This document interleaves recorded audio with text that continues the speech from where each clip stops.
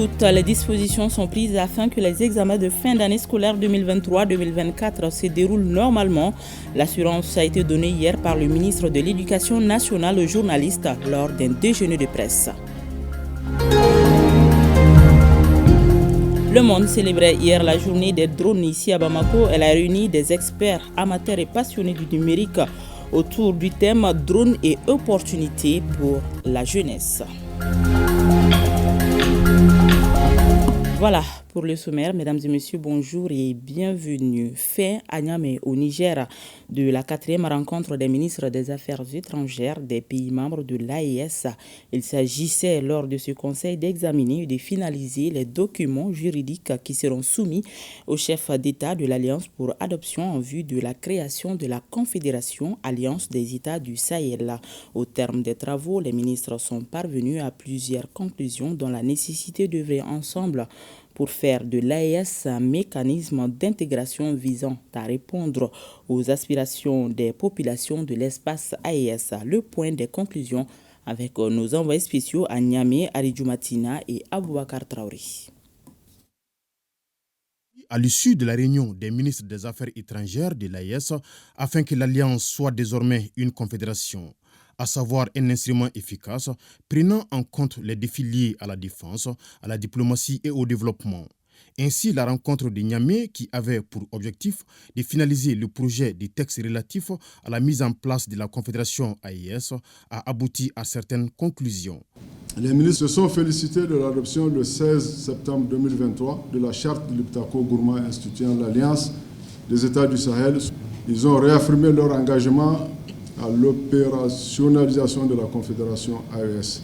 Ils ont salué et félicité les autorités nigériennes pour la création du comité national chargé de l'opérationnalisation de la Confédération AES. Ils ont réitéré la nécessité de mettre en place des mécanismes de solidarité au sein de l'AES. Ils ont exhorté les missions diplomatiques des 3 pays à créer un cadre de dialogue et de concertation en vue de promouvoir la vision commune de l'AES auprès de leurs pays d'accréditation. Les ministres ont convenu d'impliquer la diaspora à travers leurs missions diplomatiques à l'opérationnalisation de la Confédération AES. Les ministres ont adopté le rapport de la réunion des hauts fonctionnaires.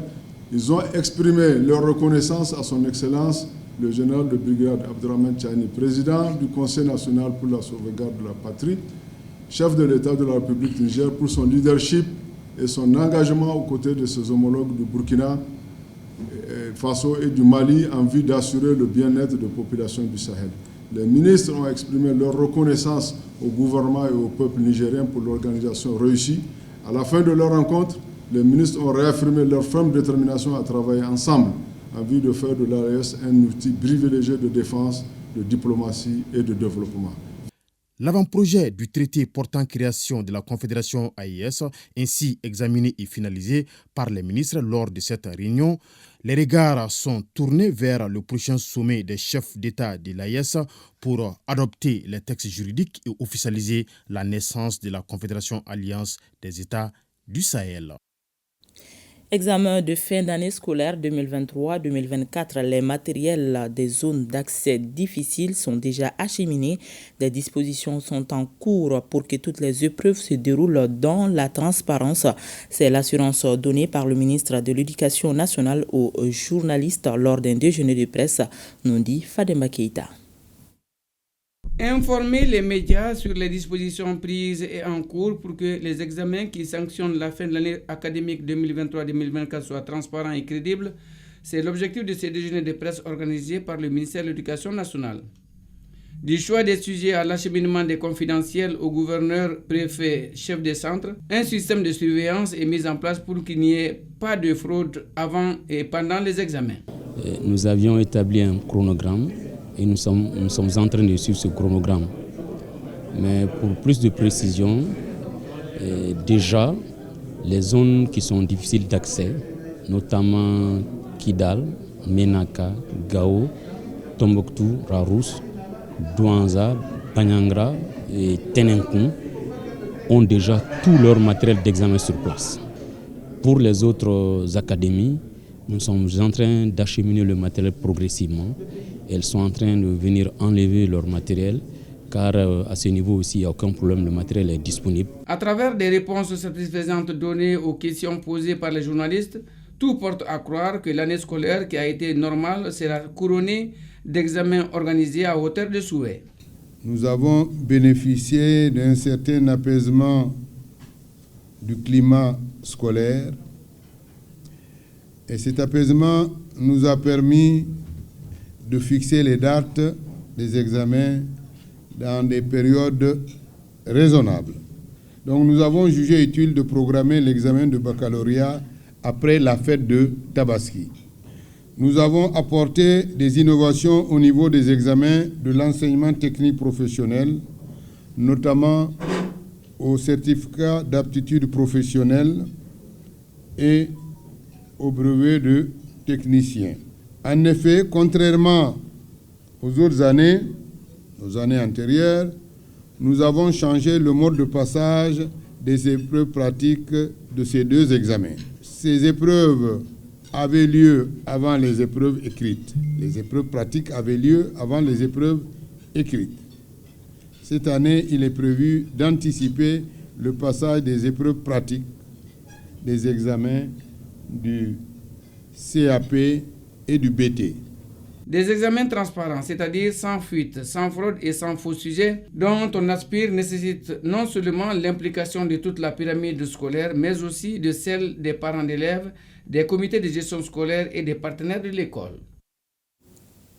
La première édition du colloque international sur le genre et la corruption a pris fin hier après 3 jours d'intenses débats et de réflexions approfondies organisés par le projet d'appui à la lutte contre la corruption pour et par l'égalité de genre, l'UCEG. Cet événement a rassemblé des experts, des représentants de la société civile et des ONG de divers horizons pour un objectif commun, élaborer des stratégies efficaces pour combattre la corruption sous toutes ses formes. Le colloque a été sanctionné par un rapport d'une 50aine de pages assorti de recommandations. Reportage Benogo Fofana. Les 200 participants à cette première édition du colloque ont examiné les causes profondes de la corruption, ses impacts sur les différents secteurs et les meilleures pratiques pour la prévenir et la combattre. Les travaux du colloque ont été marqués par une série de débats qui ont abouti à des recommandations. Vulgariser la stratégie de lutte contre la corruption. Renforcer les capacités de tous les acteurs sur les outils et les dispositifs de lutte contre la corruption. Afficher tous les tarifs des actes de prestation dans les domaines de la santé, de l'éducation, de la justice et du commerce. Les représentants du partenaire se sont engagés à défendre le document auprès des autorités du Mali. Ce colloque a été un moment exceptionnel d'échange et de réflexion. Je suis convaincu qu'il sera une bougie d'allumage pour maintenir à l'ordre du jour la nécessité de briser le silence et d'agir ensemble pour éradiquer toutes ces pratiques corruptives qui empêchent le plein épanouissement des femmes et des filles. Je suis particulièrement fière des résultats de toutes ces réflexions et vous en félicite beaucoup. En tant que directrice à Québec du projet d'appui à la lutte contre la corruption pour et par l'égalité de genre, un plaidoyer sera également fait auprès des autorités maliennes pour une prise en considération effective de ces recommandations. Cette heureuse initiative, dis-je, qui participe de la réflexion active sur la problématique de la corruption et pratiques connexes, avec l'implication de tous les acteurs, notamment par l'engagement des femmes et filles, est parfaitement alignée sur la vision du gouvernement de transition. Ce colloque nous démontre que, en impliquant pleinement les 50% de notre société, donc les femmes, dans la lutte contre la corruption, nous allons certainement parvenir à son éradication. Le colloque a ainsi jeté les bases d'un engagement collectif renforcé contre la corruption, promettant des actions concertées pour faire face à ces fléaux qui maintiennent une partie de la population malienne dans la précarité. Je le disais dans les titres, la journée internationale des drones a été magnifiée à Bamako. Elle est célébrée chaque année, le premier samedi du mois de mai. Réunissant experts, amateurs et passionnés du numérique, elle a pour but de présenter les drones sous son jour positif et de réfléchir sur son avenir. Une cérémonie présidée par le ministre de la Jeunesse sous le thème drones et opportunités pour la jeunesse. Compte rendu Awa Adama Koulibaly et Adama Kamara. Initialement inventés pour des opérations militaires, les domaines d'application des drones ne cessent d'accroître. Aujourd'hui, cette prouesse technologique est incontournable dans l'évolution de certains secteurs de développement du pays, notamment l'agriculture, l'élevage, la santé, entre autres. Vous voulez aujourd'hui cultiver, mais vous ne savez pas quelle est la compétition, quelles sont les caractéristiques du sol. Le drone agricole équipé de capteurs intelligents permet de relever le pH du sol et de vous dire avec exactitude quelles sont les différentes caractéristiques de ce sol, quelles sont les semences qui peuvent réussir ici. Le drone équipé de capteurs de télédétection permet également de détecter les nappes phréatiques. Quand on parle de drone, il s'agit bien de la robotique, des technologies de l'information et de la communication. Ces sciences appliquées sont des opportunités pour la jeunesse. C'est la réflexion au cœur de cette 10e édition de la célébration de la journée. Aujourd'hui, les nouvelles technologies ne sont plus un luxe comme avant. Et avoir un cadre ici, c'est une belle opportunité de faire comprendre à la jeunesse malienne qu'il est important de pouvoir non seulement s'intéresser à cela, l'apprendre, essayer d'innover et essayer de l'appliquer sur le terrain. Parce que nous avons besoin de ça dans le cadre du développement, mais aussi de la compétitivité de nos pays. L'essor rapide de l'intelligence artificielle suscite des inquiétudes en matière de sécurité et de vie privée.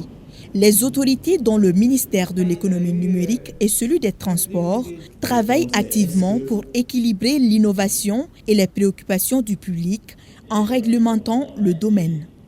Quoi qu'il en soit, aujourd'hui, levons la tête, c'est la journée des drones.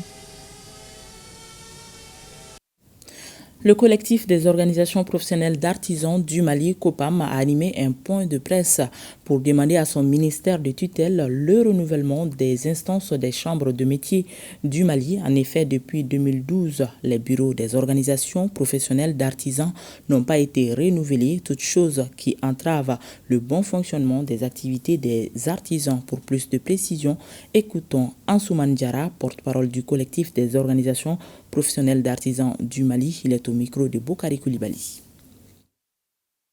Le seul et unique but de ce point de presse est de demander au ministère de l'Artisanat, du Tourisme et de l'Industrie de procéder au renouvellement des instances des chambres de métiers après expiration du mandat depuis novembre 2012. L'artisanat constitue le stock sur lequel repose l'économie malienne, avec plus de 42% de la population active du Mali, selon la statistique de l'APCM en 2020. Avec la crise multidimensionnelle touchant tous les secteurs du pays, les autres chambres ont connu des renouvellements. L'artisanat fut la seule instance non renouvelée. Dans l'optique de la refondation nationale face aux exigences du moment, il est crucial pour le ministère en charge de l'artisanat de procéder au renouvellement des instances des chambres de métiers. Cela permettra d'amplifier leur capacité d'action en faveur des millions d'artisans, facilitant ainsi leur contribution essentielle à la refondation et à la prospérité durable de notre pays. Les résultats du concours de mémorisation du Saint-Coran sont désormais connus. On retient 3 lauréats à l'issue de cette compétition organisée par la section Mali de la Fondation Mohamed VI des Ouzoulema africains. Ces 3 lauréats représenteront le Mali au concours international de mémorisation du Saint-Coran, une compétition qui mettra aux prises 49 pays au Maroc pendant le mois de Ramadan prochain. Batraouri.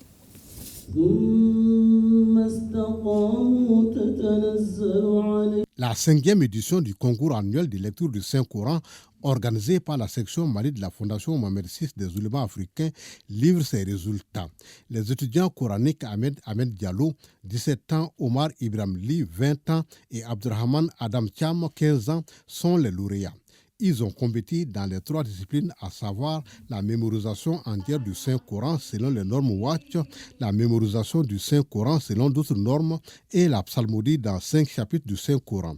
L'objectif de ce concours est l'encouragement de nos enfants qui étudient dans les écoles coraniques modernes, représenter le Mali dans les concours sous-régional et international.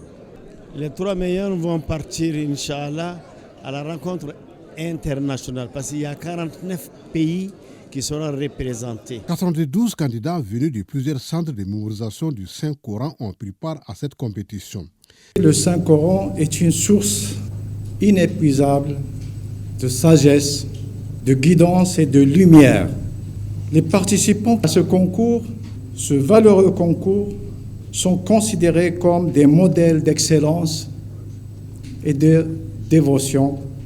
Il faut rappeler le rôle primordial de la Fondation au service de l'islam pour faire obstacle à l'obscurantisme et au fanatisme religieux tout en sauvegardant les liens spirituels et séculaires entre le Royaume du Maroc et la République du Mali. Outre les 3 meilleurs lauréats, certains postulants qui ont émergé ont reçu des attestations et des cadeaux. En 3e région, le club de philosophie du lycée public 2 de Sikasso organise pour la 2e année consécutive le concours d'art oratoire à l'intention de ses membres. L'objectif, selon les organisateurs, est d'initier les apprenants à la prise de parole en public. Les détails avec Yuru Baladjabate Taïrou Konati. Comment concilier la modernité à la tradition? C'est l'exercice auquel se sont prêtés les partisans de la thèse et de l'antithèse à l'occasion de la 2e édition du concours d'art oratoire organisé par les membres du club de philosophie du lycée public 2 de Sikasso. Le thème à débattre est « Les valeurs culturelles de la ville de Sikasso peuvent-elles contribuer à son développement ?» L'idée est venue dans le contexte de l'APC. APC, c'est une méthode pédagogique qui veut dire approche par compétence et qui nous démontre que le savoir-faire, le savoir-être et le savoir-faire ne se limitent pas seulement dans les 4 murs de la classe. Il faut créer d'autres opportunités, d'autres conditions pour donner à ces apprenants pour qu'ils puissent montrer, manifester, mettre en valeur leur génie et leurs compétences. Ce concours, ça va au-delà d'un simple exercice. C'est une source d'inspiration également.